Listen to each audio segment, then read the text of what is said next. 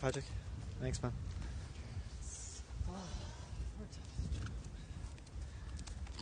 Hello, my name is Kevin Bateman, and this is Where Love Meets the Waves. They bury my mind in an unmarked grave because I am mentally disabled. They bury me after the priest fucks me to keep me quiet from answers, to dream below the soil, to cry when the flowers open in spring. Every breath is released. The dream I had last night was about fear. It smelled like sulphur. It burned my skin as I slept. I could feel it change the way I feel. As I dreamt, I was being tortured in my bed, asleep.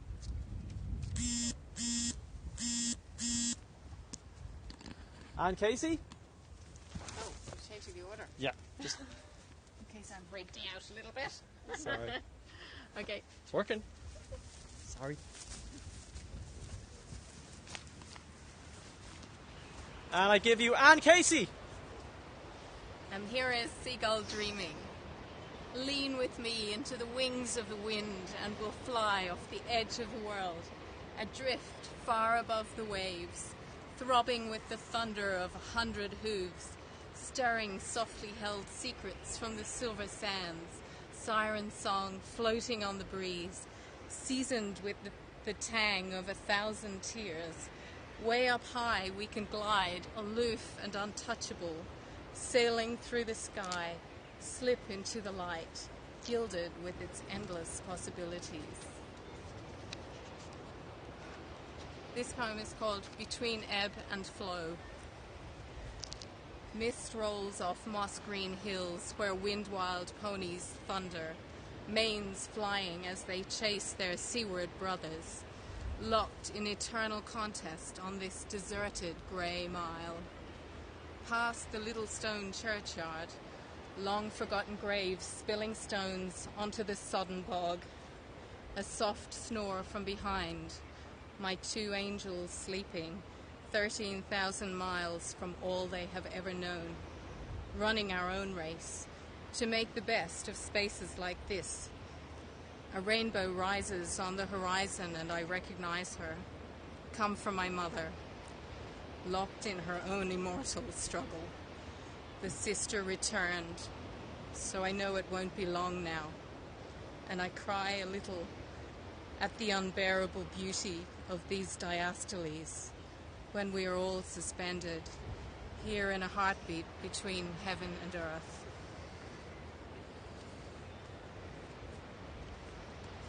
And finally, come and find me, where wailing walls of moss-rolled stone, slowly yielding to a centuried crusade, cling with smoke of long-gone bog-fires, now forever married with the drifting sea mist, lifting over impossibly green fields, clutching ancient secrets, drop sharply off to pitching shale, where swarming gulls rise with the lagging tide, running the gusts, plunging with the lulls, to swoop and pull a glistening haul under the flagging watch of a waterlocked tower, marking the ethereal line between sky and sea, and spectral hills loom long past muted islands, still harbouring a shipwrecked shore. Come and find me in the dying light, where a cormorant calls unanswered, shallow over his own ghost. Aoibheann McCann, you understand where I was? Over there? Oh. Yeah, sorry for moving around.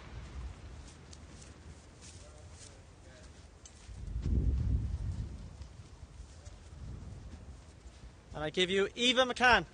Johnny Clare. Aoibheann and Magella had a 3-berth caravan across from the beach, so we hung around there during the week when their father wasn't in. If their mother was out too, we would listen to cassette tapes that had skits of Northern Ireland politicians having imaginary fights. We didn't have a clue who they were supposed to be, but we laughed anyway. We should have known who they were, as it was all going on a few miles over the border, but we didn't.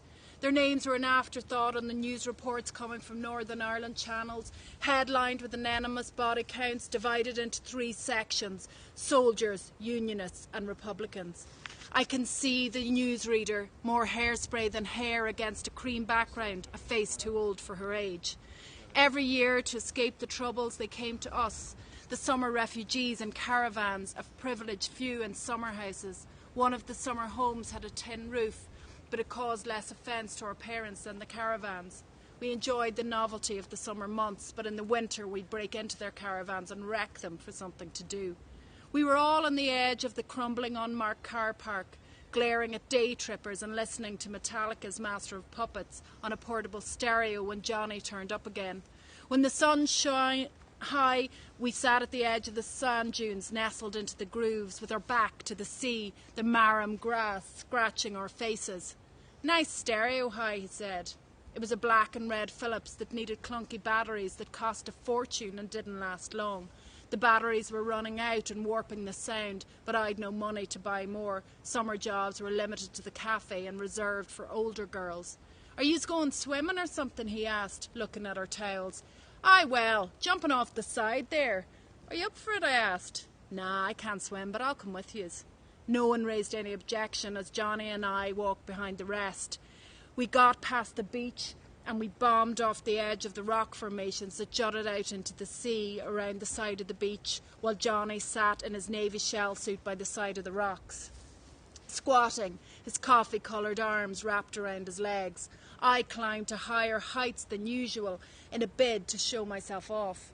Afterwards we hung around the darkening car park, occasionally throwing stones at steamed-up cars and running off behind the sand dunes. Later in the caravan, when Johnny had gone home and their ma had gone to the Ferryport bar, the rest of them slagged me off for fancying him. I changed the subject. Then Ozzy spoke. "I saw a bunch of goths getting searched by the peelers. I nearly felt sorry for them," said Ozzy, darkening the tone.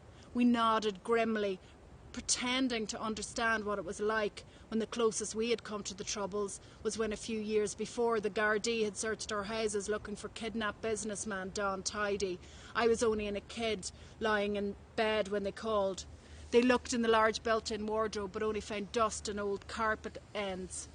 We were secretly Republican and so almost jealous of the exploits of our summer friends. We revelled in their stories of being hassled by the British Army, outcasts in their own country. In Donegal, the most northern part of the south, we were cast out from the Republic by our accents and from the rest of Ulster by the borders. When I went to Dublin to see my granny, people always asked me, was I from Belfast? Sometimes it was easier to say yes and repeat the stories Ozzy had told us as if they were my own. And I give for you Patrick Stack.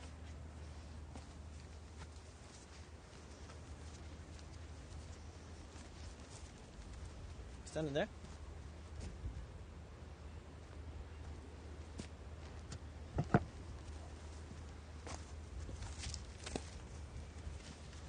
An spéir, an bhuir, an talamh, an chros cheasta ná an chros chaum, ní hí sin ma chanar, bear lum scian laum, fornacht faoin ialach I ma heasamh misha, leach, fair nivnach na firan ma hanga, ma hiaga vró dúla, hínta gan naira I bhreach, éistigi lum!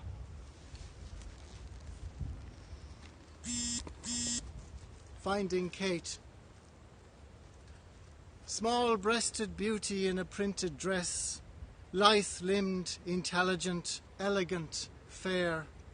I paced out my longing through night-empty streets. With quickening heartbeat I knocked on your door to search your face for a sign, for love. In Clonsky and Fitzwilliam in my freshman years, you haunted my early poems and dreams. The least worst and most vicious I kept for you.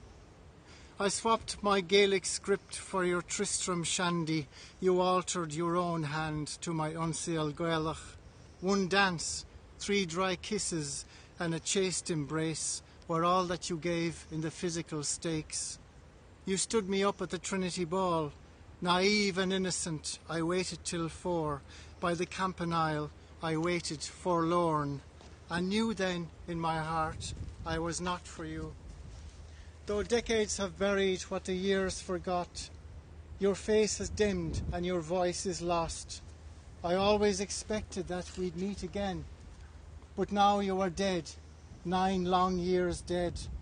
Your beautiful mind was a treasure wrought of radiant mists on a shingle beach, of Atlantic wind on Liscannor cliffs, behind cool blue eyes and a freckled face. Now at last I have found where they laid your remains, by a ruined abbey and a leaning tower. Though full of adventure, your way was too short, my Niamh Cínoir, who will never grow old.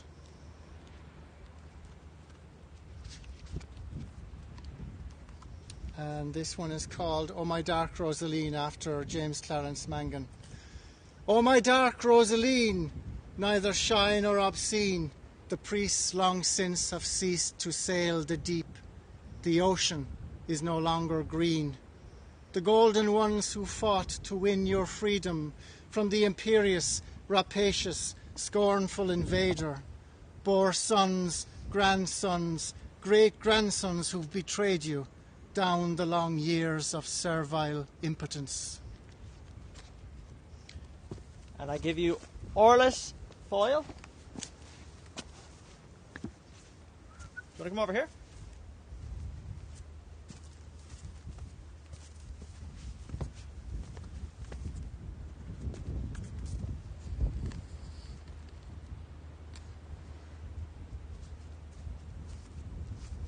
And Órfhlaith Foyle. All right, I'm just going to read 3 poems.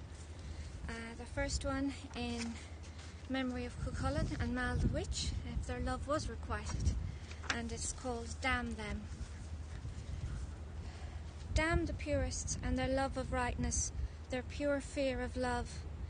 Give me life, give me God, give me flesh.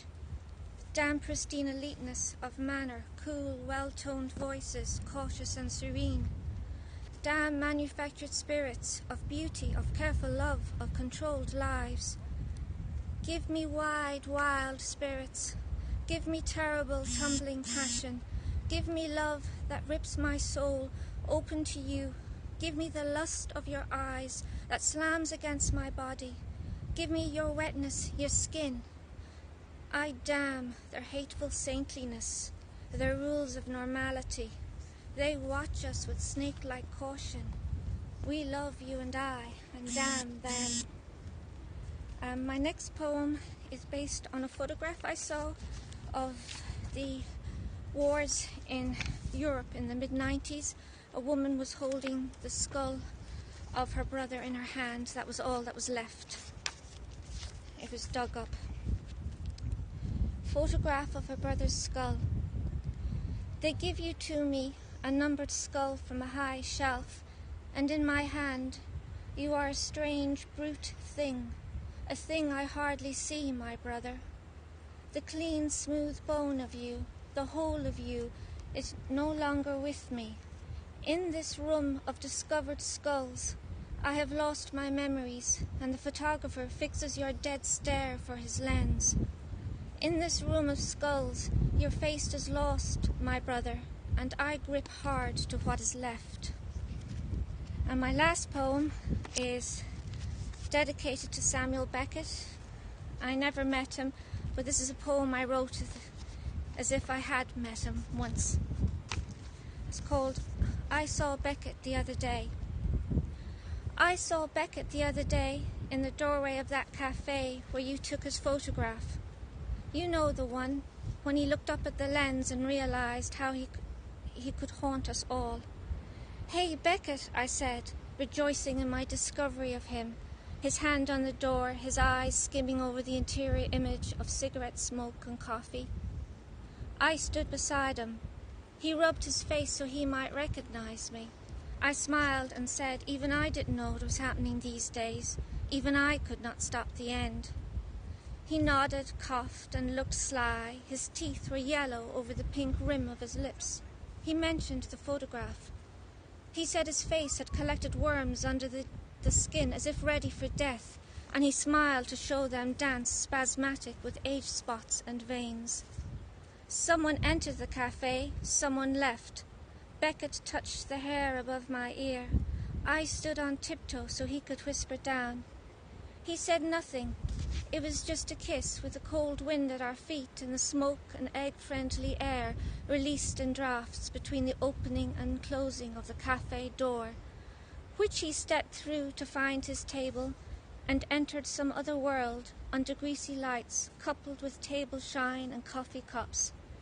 And thoughts of death, where she stood groomed for an entrance, were held back by the odd moments of life that still strung the useful breaths Beckett used to blow his coffee cool. Thank you. And Matt?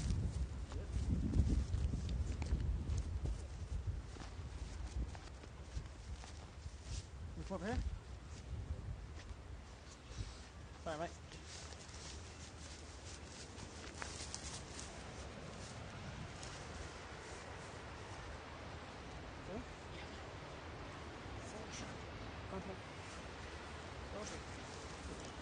Just here?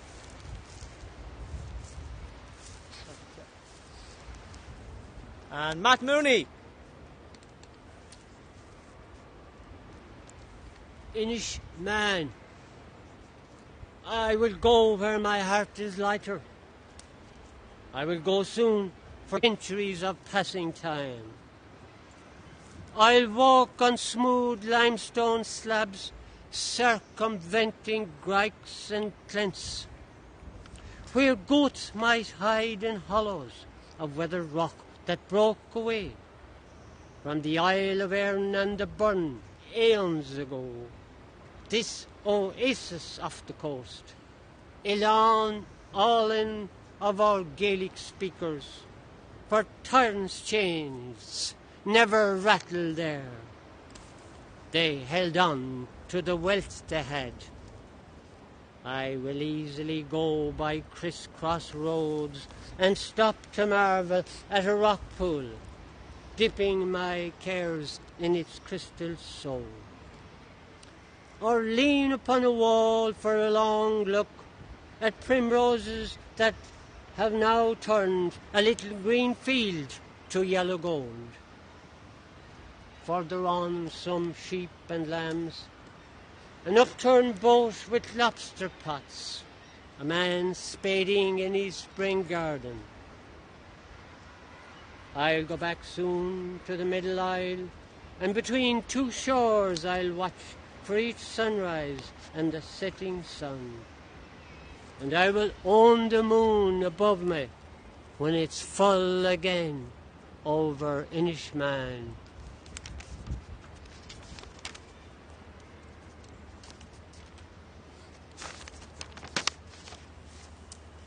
And the second poem I will do for you is a poem entitled Morning Kiss. I am the herald of the morning. It was I who kissed your brow. I saw the shadow of the night steal away to make room for me, with the waning moon on its back and carrying a bag full of dreams, unfinished, to be returned tonight. Fly with me now up into the sky, to Dobish with the streaks of dawn, borrowed from the sun that's rising.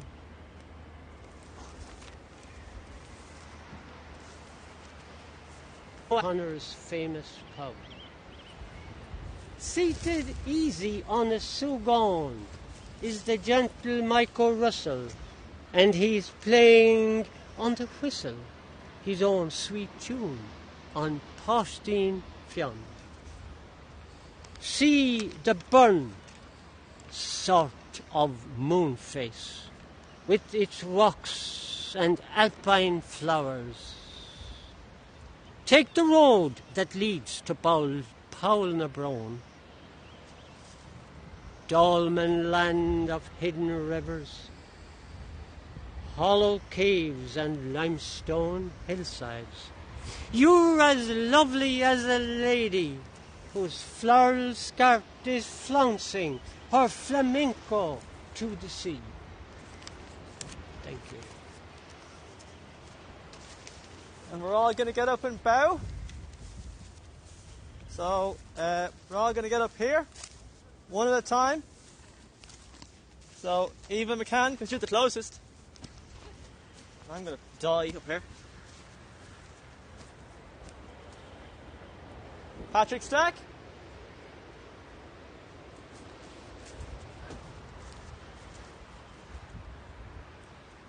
Órfhlaith Foyle.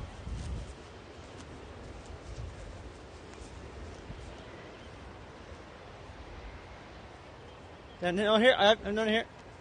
Sorry. Thank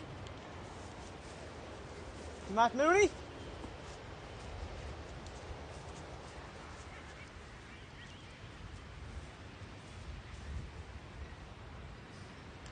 Bit closer.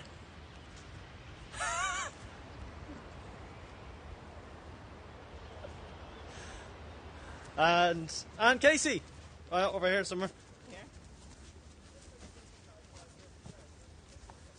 Is that okay? No, the light's terrible. Back over here.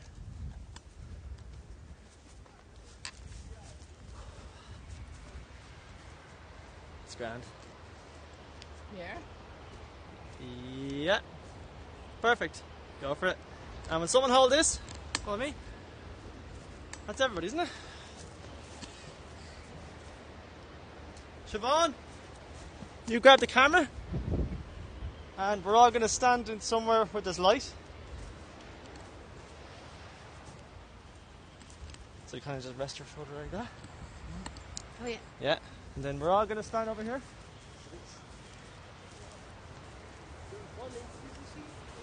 Good advice.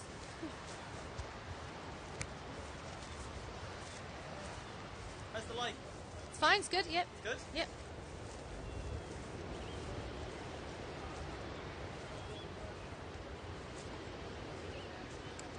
No, we're just going to stand here. Yvonne's going to record us. How are we? Perfect. You okay? Yeah. This is where the love meets the waves in Hag's Head, the Cliffs of Moher, County Clare, Patrick Stack, Aoibheann McCann, Órfhlaith Foyle, Matt Mooney, Anne Casey, Kevin Bateman, and we're all going to bow. Thank you. Goodbye. Fabulous. Thank you very much. Oh, wait a second. I'm just going to film Hag's Head for a second. Really fitting.